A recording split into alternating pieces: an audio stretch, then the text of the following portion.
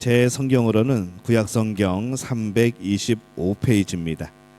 여호수아 5장 2절에서 15절까지의 말씀.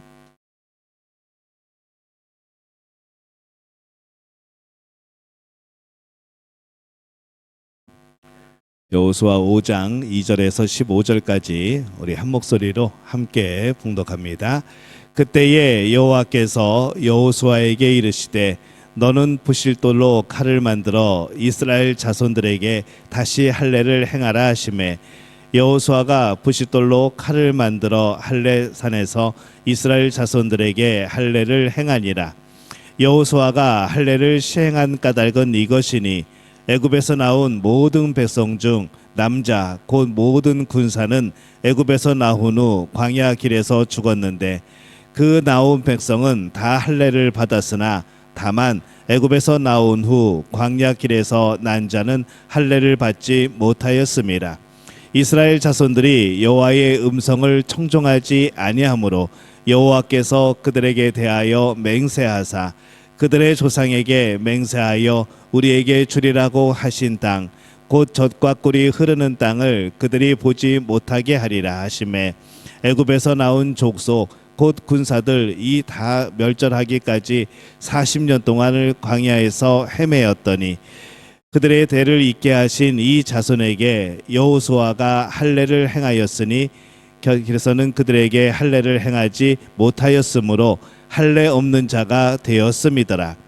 또 모든 백성에게 할례 행하기를 마침에 백성이 진중 각 처소에 머물며 낫기를 기다릴 때에 여호와께서 여호수아에게 이르시되 내가 오늘 애굽의 수치를 너희에게서 떠나가게 하였다 하셨으므로 그곳 이름을 오늘까지 길갈이라 하느니라. 또 이스라엘 자손들이 길갈에 진쳤고 그 달 14일 저녁에는 여리고 평지에서 유월절을 지켰으며 유월절 이튿날에 그 땅의 소산물을 먹되 그날에 무교병과 볶은 곡식을 먹었더라. 또 그 땅의 소산물을 먹은 다음 날에 만나가 그쳤으니 이스라엘 사람들이 다시는 만나를 얻지 못하였고 그 해에 가나안 땅의 소출을 먹었더라.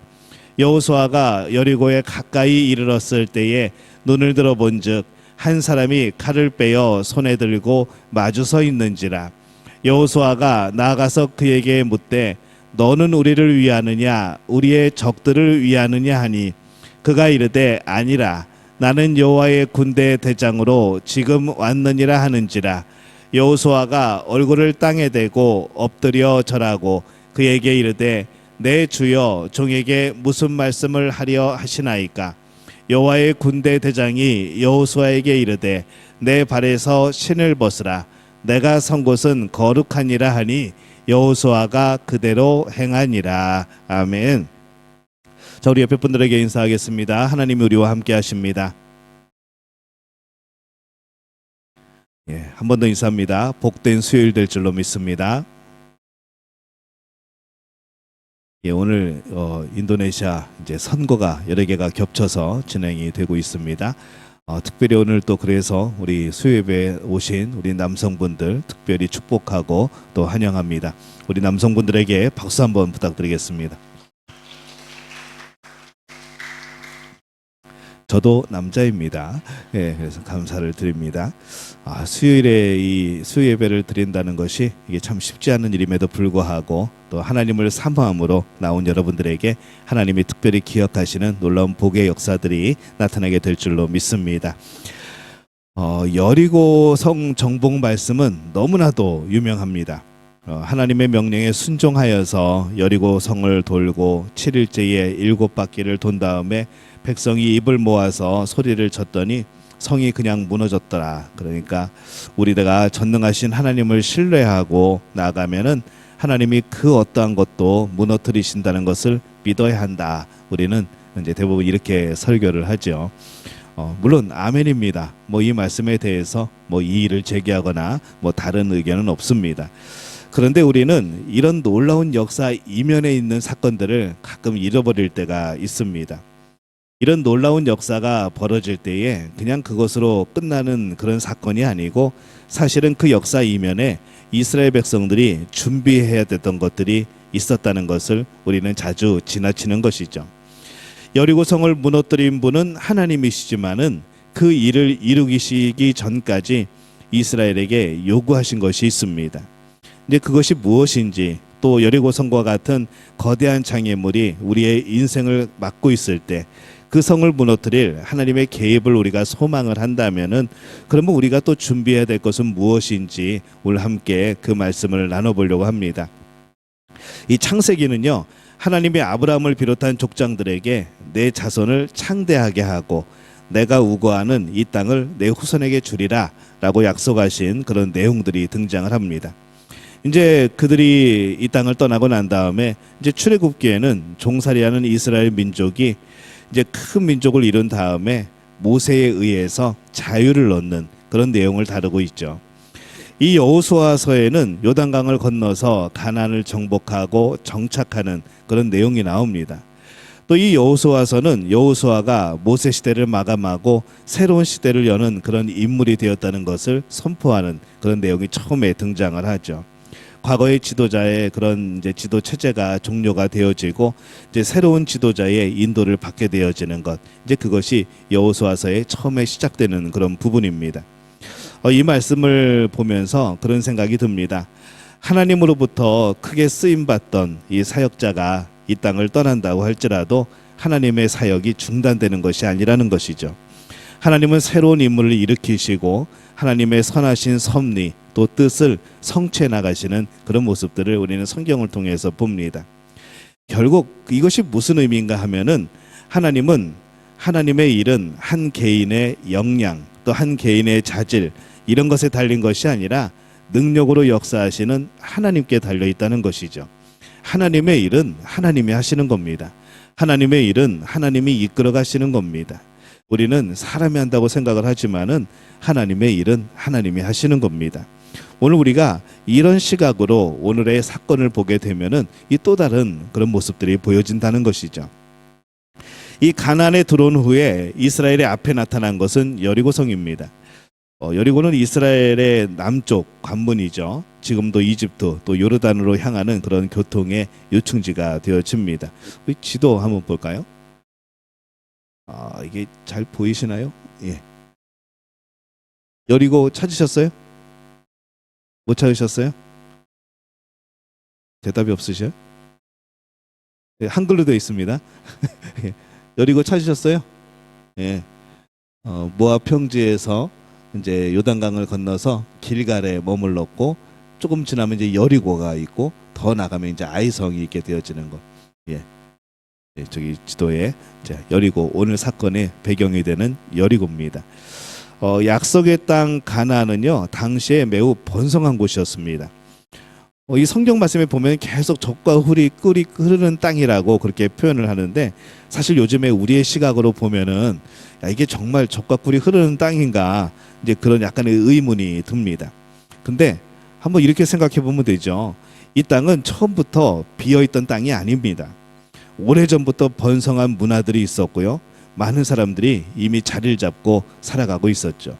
굉장히 번성했던 도시들이 많았고 성읍들이 굉장히 많이 몰려있던 곳이 바로 이 가나안 땅입니다. 근데 이 땅이요, 사실 이스라엘을 위한 땅이라고는 사실 뭐 어디 한 뼘만큼도 없습니다. 광야에서 헤매다가 들어온 이스라엘 백성들이 야, 여기가 우리 땅이다 라고 말할 만한 곳이 사실은 없습니다. 이미 많은 나라들이 차지하고 있었고, 뭐 구석구석 사람들이 살아가고 있었고, 그들은 찬란한 문화를 이루고 있었고, 그런 것이죠. 이스라엘 백성들이 볼 때에 이 광야를 40년 동안 헤매고 그 광야 생활에 이제 찌들어 있다가 이 가나안 땅을 보게 되면은 그들에게 어떻게 보일까요? 정말 젖과 꿀이 흐르는 땅이죠. 그리고 이 땅이 어떤 그런 기반이 없었다고 한다면은 그러한 도시들이, 그러한 문화들이 번성할 수 없는 이제 그러한 곳이 되어집니다. 또 굉장히 곡식들도 많았었고, 이 여리고성에 나중에 고고학적인 이제 발견을 하다 보면은 이제 그런 곡식이 풍성했던 그러한 곳임을 또 나중에 발견하게 되어지는 것이죠.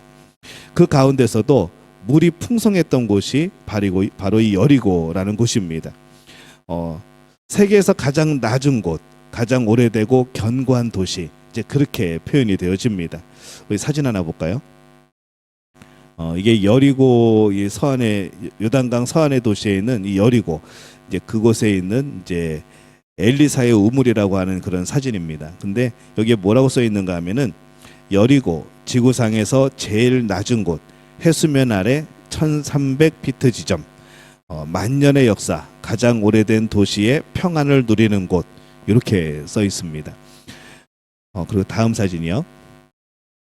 예, 지금 여리고 성의 발굴 현장입니다. 1908년부터 약 100년에 걸쳐서 이 여러 성서 고고학자들이 이곳에 모여서 여리고성을 발굴하는 거죠.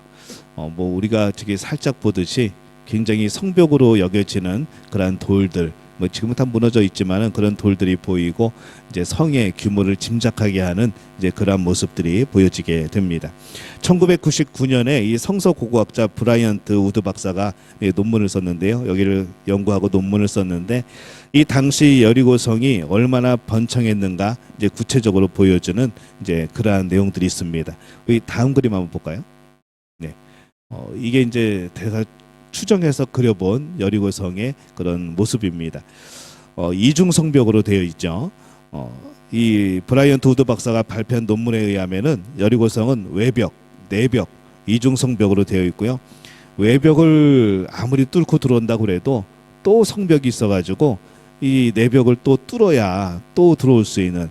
그러니까 중간에 이제 뭐 여러 가지 그런 전략적인 것들이 있겠죠. 그래서 한 번에 뚫는다고 들어갈 수 있는 것이 아닌 이제 그러한 성인 것을 우리가 이 모습에서 또 고고학적인 발견에서 보게 되어집니다.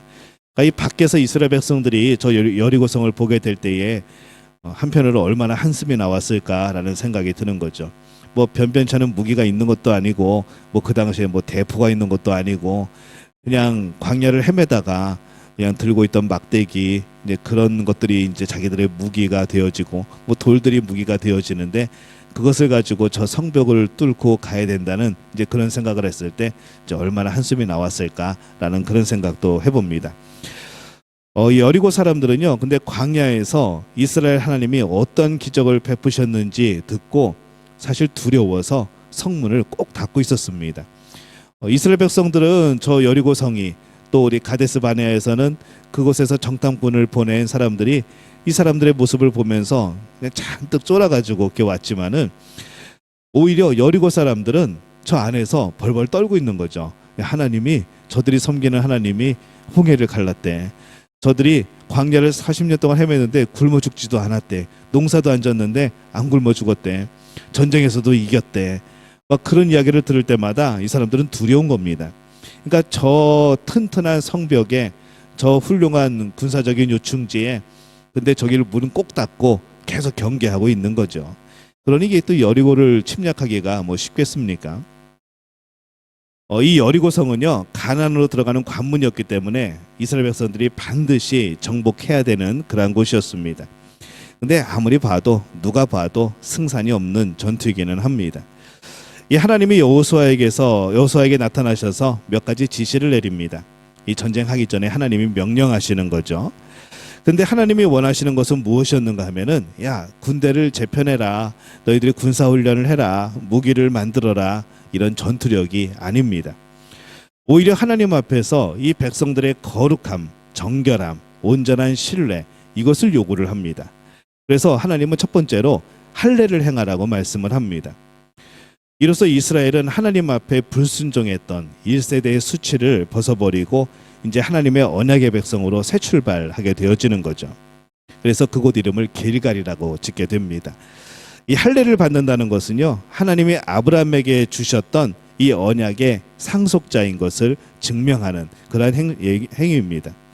그래서 사명을 감당하기 위해서는 먼저 자신을 정결하게 해야 된다는 것, 하나님께서 이것을 위하여서 먼저 할례를 행하게 하십니다.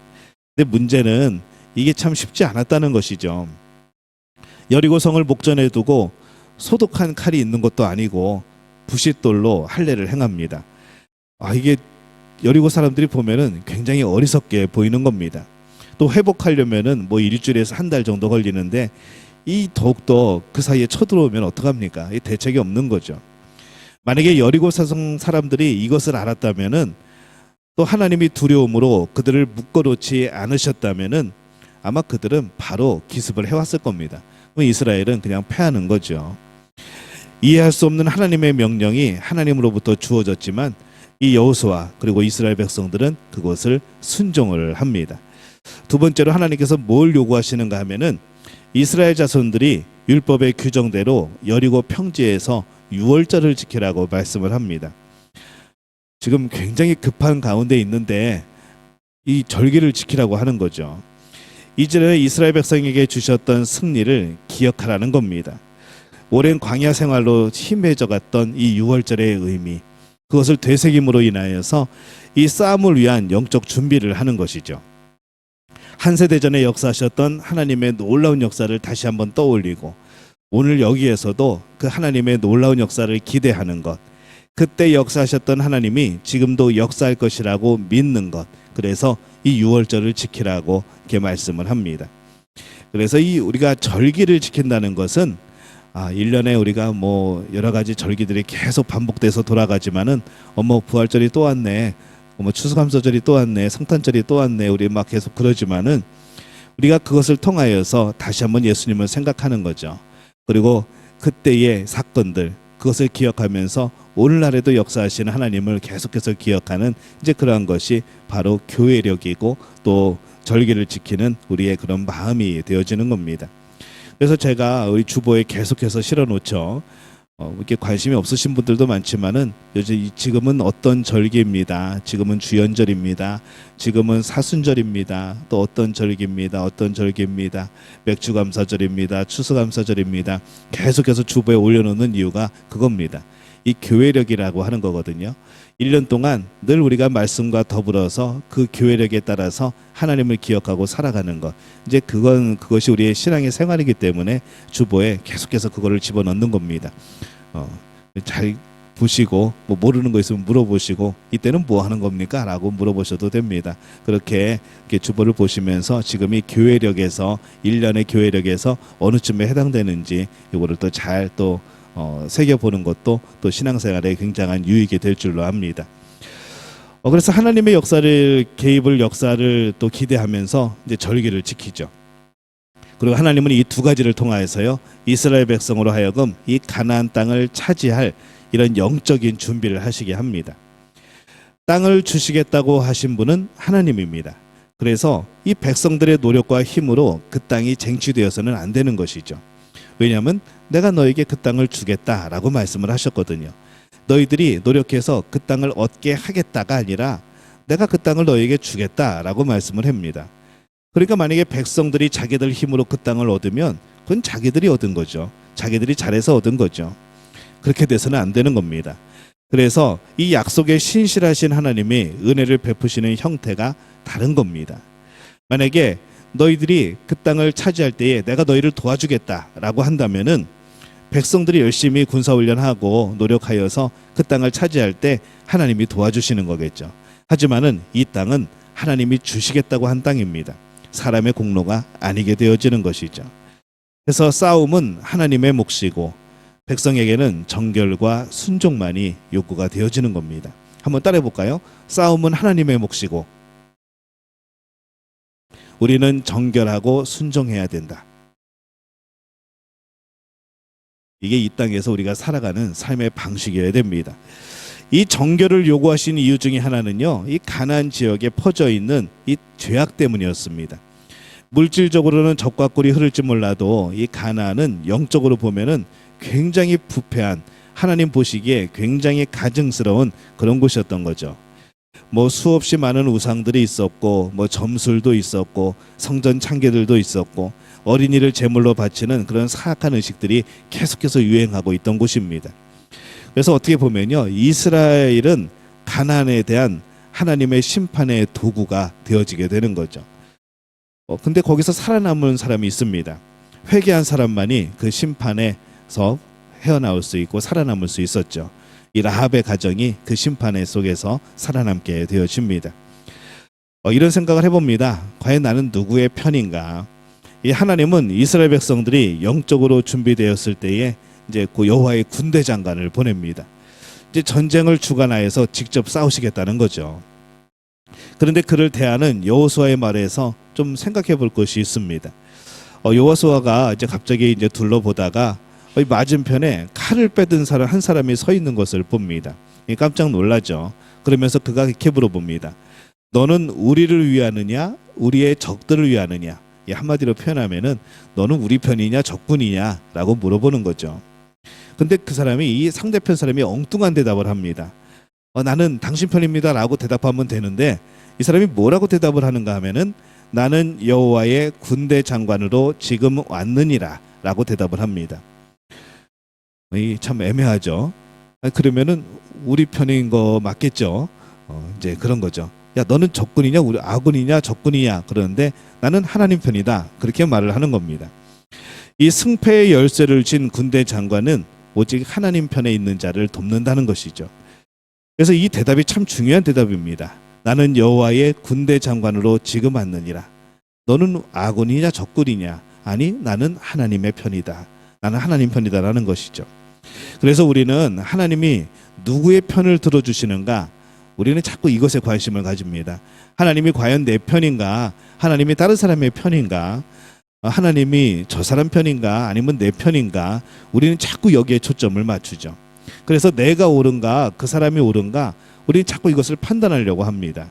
근데 생각을 아예 바꿔야 됩니다. 내가 하나님 편에 서 있는가가 중요한 것이죠.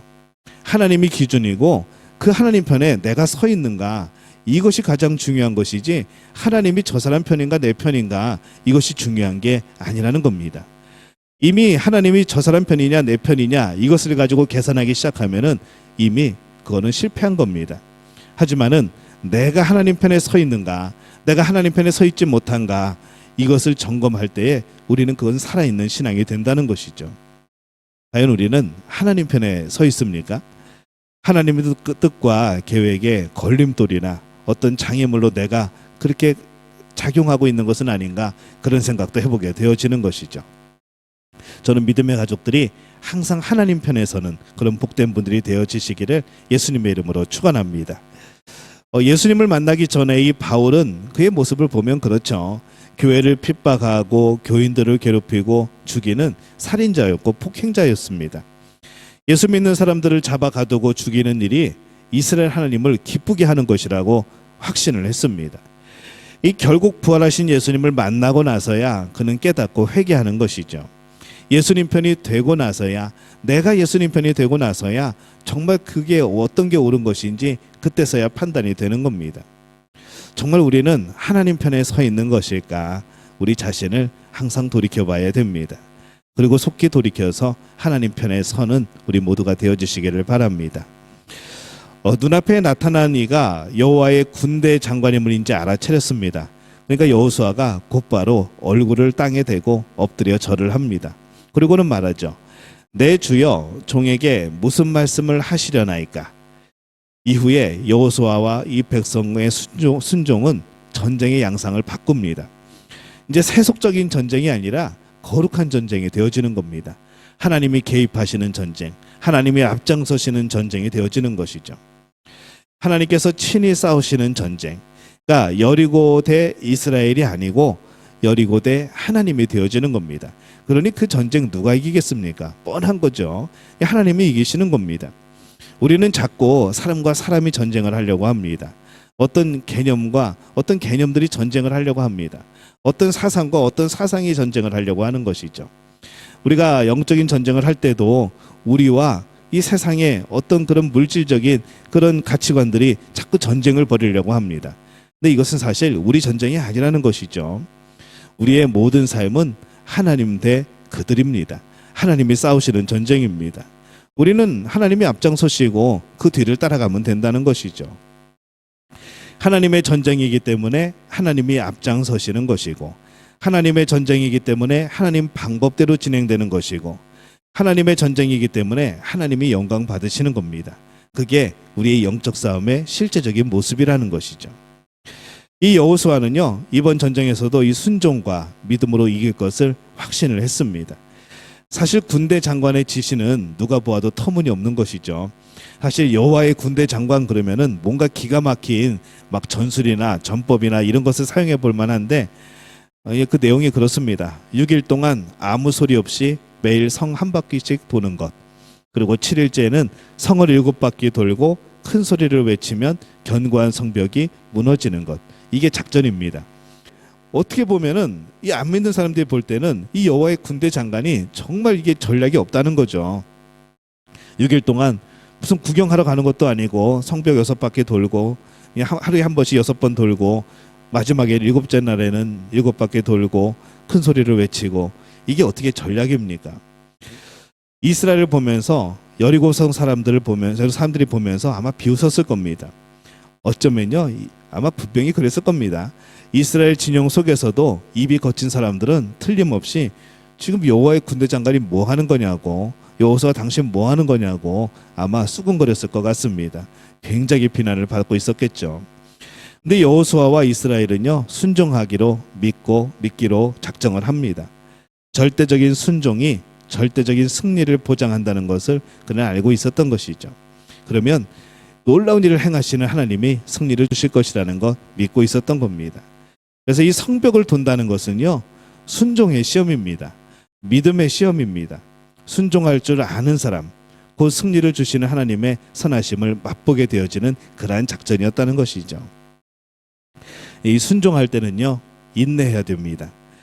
무너지기 직전까지 여리고 성벽은 견고했습니다.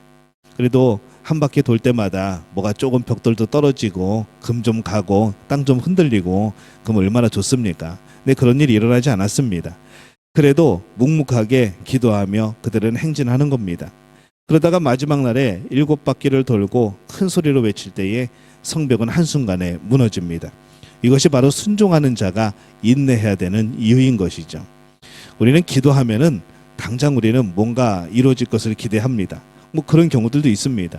정말 하나님이 보시기에 그 타이밍이 맞다고 한다면, 그 타이밍이 하나님이 원하시는 때라고 한다면은 금방 응답이 되어지겠죠.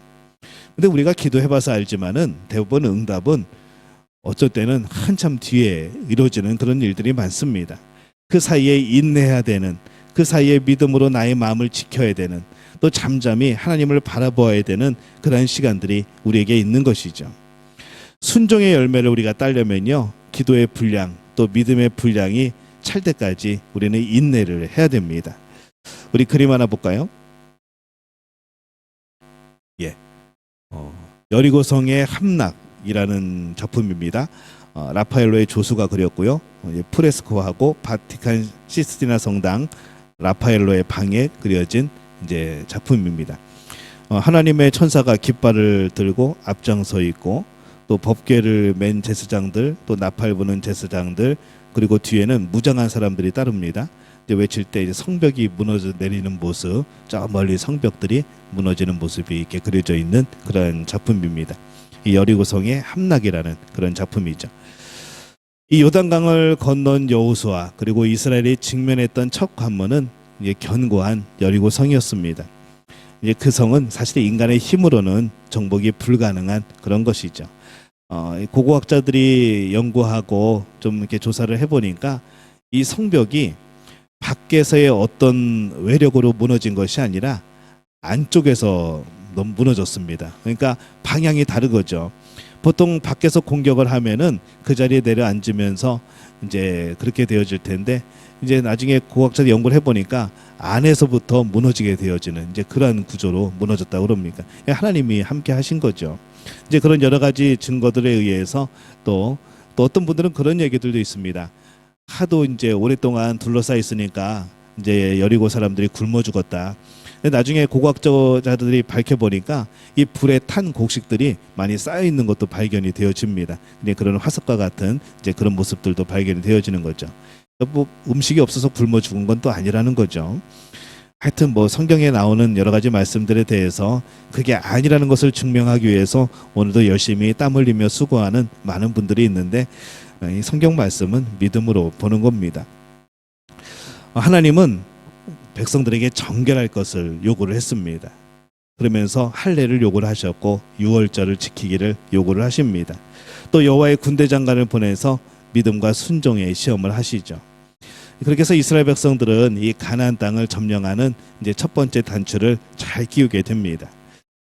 우리의 인생도 그런 것 같습니다. 여리고성과 같은 견고한 장애물들이 참 많이 널려져 있습니다. 때로는 경제적인 문제도 있고요. 건강의 문제도 있고요. 우리의 관계의 문제들도 있고 우리의 가정 또 우리 자녀들의 문제들도 있습니다. 근데 이것이 그냥 넘어갈 수 있는 게 아니라 해결하고 넘어가야 된다는 것이죠. 우리 눈앞에 펼쳐져 있습니다.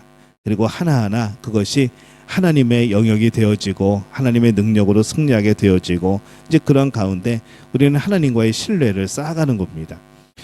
이 신뢰를 쌓는다는 거 참 쉽지 않습니다. 굉장히 오랜 시간이 걸리고 오늘 갑자기 순종할 수 있는 것도 아니고요. 우리가 갑자기 믿으면 갑자기 순종하게 되어지고 갑자기 순종의 사람이 되어진다고 생각을 하지만은 여호수아도 처음부터 그런 사람은 아니었습니다. 그가 아말렉과의 전투를 할 때에도 그가 이제 모세가 두 팔을 들고 있는 모습 보면서 그럴 때는 이기게 되어지고 또 그 팔이 내려올 때는 또 전세가 불리해지고 그것을 보면서 기도가 하나님이 주시는 우리의 무기구나라는 것을 그때부터 알았었고요. 그래서 이 여리고성을 점령할 때에도 이 가나안의 많은 땅들을 점령할 때에도 그는 그 마음이 항상 있었던 것이죠. 그는 오래전부터 훈련받았던 겁니다. 이제 우리들도 마찬가지입니다. 우리들도 여러 가지 문제들이 우리 앞에 펼쳐져 있을 때 지금까지 우리가 경험해왔던 많은 문제들, 많은 사건들, 우리가 그 가운데 아무것도 발견하지 못했다면 오늘 또 우리는 그 어려운 일들을 그대로 또 겪는 겁니다. 하지만 우리가 살아오면서 하나님을 경험하고 하나님을 신뢰하고 하나님께 맡기고 기도하고 살아온 그 우리의 시간들은 하나님을 향한 신뢰가 쌓여져 있다는 것이죠. 그리고 그것을 통하여서 오늘도 역사하신 하나님, 앞으로도 나를 도우실 하나님, 이 내 앞에 있는 문제들에도 역사하실 하나님을 기대하게 되어지는 겁니다. 그래서 하나님의 뜻을 이루려면요, 담대해야 됩니다. 그리고 정결해야 됩니다. 그리고 하나님이 역사하실 수 있도록 우리의 죄, 또 우리의 이기심, 또 우리의 교만을 버려야 되는 것이죠. 오늘 하나님이 주신 이 말씀을 통하여서 우리가 그런 삶을 살게 되기를 바랍니다. 아무리 우리 삶 앞에 어려운 그런 문제들이 있다고 할지라도 여리고성이 순식간에 무너지는 이 경이로운 그런 모습을 우리 삶에서도 보게 되어질 줄로 믿습니다. 하나님이 하십니다. 하나님이 역사하실 줄로 믿습니다. 전쟁은 하나님이 하시는 겁니다. 우리가 하나님을 신뢰하고 끝까지 인내하는 그런 복된 믿음의 가족들이 되어지시기를 예수님의 이름으로 축원합니다.